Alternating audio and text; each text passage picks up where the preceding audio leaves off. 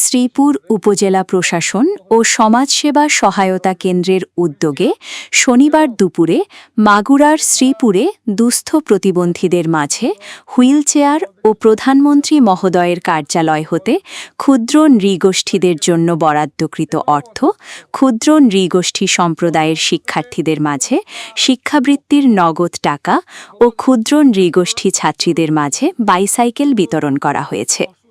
মাগুরা থেকে আশরাফ হোসেন পল্টুর ভিডিও প্রতিবেদনে দেখুন বিস্তারিত। আমাদের একটাই লক্ষ্য, সবার আগে শনিবার দুপুরে উপজেলা পরিষদ চত্বরে মাগুরা ১ আসনের সংসদ সদস্য মোহাম্মদ মনোয়ার হোসেন খান প্রধান অতিথি হিসেবে উপস্থিত থেকে এ হুইলচেয়ার, শিক্ষাবৃত্তি টাকা ও বাইসাইকেল বিতরণ করেন।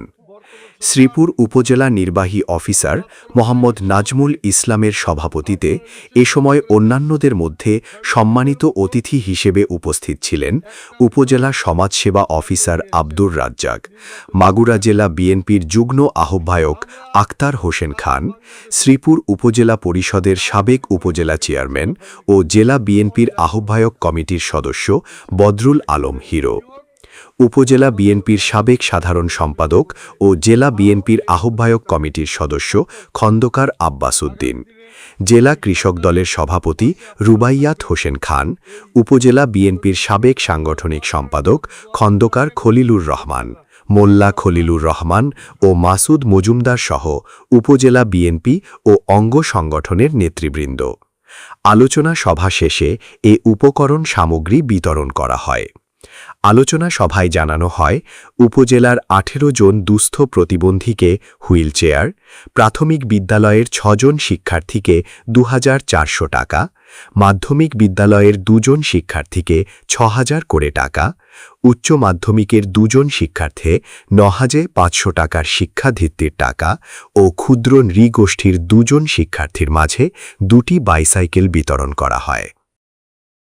যারা প্রতিবন্ধী, যারা শারীরিক প্রতিবন্ধী বিশেষ করে তাদের জন্য হলো এই ধরনের হুইলচেয়ার, এবং এছাড়া আদিবাসীদের জন্য আমাদের কিছু কর্মসূচি আছে, আমাদের তাদের চেক বিতরণ আছে, সাইকেল আছে, এগুলো আমাদের আছে কর্মসূচি। বর্তমান সরকারের পরিষ্কার বক্তব্য, সমাজের পিছিয়ে পড়া জনগোষ্ঠী এবং অসুস্থ অসহায় জনগোষ্ঠীর কল্যাণে কাজ করে যাওয়া তাদের, কারণ আমাদের একটাই লক্ষ্য, সবার আগে বাংলাদেশ।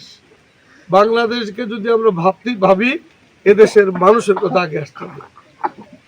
মানুষ যদি না থাকে তা আর তো এর কোনো উপাদানই তো থাকে না। সেই জন্য বর্তমান সরকার মাত্র ২.৫ মাসের মধ্যে, আপনারা নিশ্চয়ই খেয়াল করেছেন, ফ্যামিলি কার্ডের মতো একটা বিষয় সামনে নিয়ে এসছেন, নির্বাচনী ইশতেহারে ছিল।